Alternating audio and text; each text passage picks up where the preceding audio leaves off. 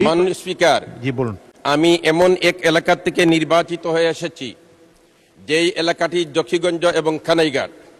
এই জকিগঞ্জ সর্বপ্রথম পাক হানাদার থেকে মুক্তি লাভ করে 21শে নভেম্বর, এবং ওই 21শে নভেম্বর বিকাল 4 ঘটিকার সময় শহীদ রাষ্ট্রপতি জিয়াউর রহমান সাহেব করিমগঞ্জ হয়ে এই জকিগঞ্জের কাস্টম দিয়ে জকিগঞ্জে প্রবেশ করেন, এবং জকিগঞ্জে প্রবেশ করার পরে এই জকিগঞ্জে মুক্তিযোদ্ধা যারা ছিলেন ইনাদের একজনের মাধ্যমে ওনাকে সালুটিকর পর্যন্ত পৌঁছে দেওয়া হয়। অতএব দুঃখের সাথে বলতে হয়, এখন পর্যন্ত জকিগঞ্জকে প্রথম মুক্তাঞ্চল হিসাবে সরকারিভাবে ঘোষণা দেওয়া হয় নাই। আমি আপনার মাধ্যমে এই আবেদন রাখতে চাই যে অনতিবিলম্বে জকিগঞ্জকে প্রথম মুক্তাঞ্চল হিসাবে ঘোষণা দেওয়া হোক।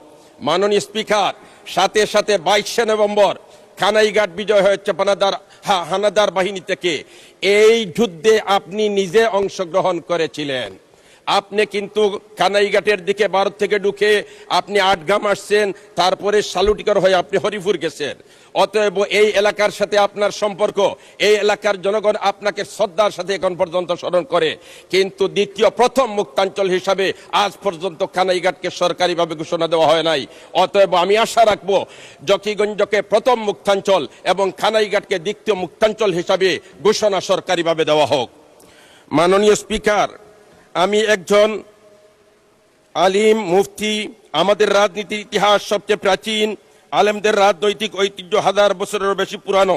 স্বাধীন বাংলার 500 বছর মুসলমানদের সরকার এদেশে কোরআন সুন্নাহর আলোকে রাষ্ট্র পরিচালনা করেছেন।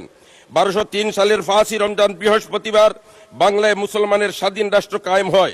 1757 সালের 23শে জুন পর্যন্ত এই দেশে মুসলমান শাসক মুফতি আলেমদের নেতৃত্বে যত্ন ও ভালোবাসায় উন্নত সমৃদ্ধ হয়। মাননীয় স্পিকার, ব্রিটিশ উপনিবেশ কায়েমের পর সর্বপ্রথম আলেমদের নেতা মৌলানা শাহ আব্দুল আজিজ মুহাদ্দিসে দেহলভী রহমতুল্লাহি তাআলা আলাইহি ইংরেজের বিরুদ্ধে প্রথম বিদ্রোহ ঘোষণা করে ফতোয়া প্রদান করেন। ভারতবর্ষের আজাদী শব্দটি সর্বপ্রথম তার মুখে উচ্চারিত হয়। আমরা বাংলাদেশ আলেম সমাজ তারই উত্তরসূরি।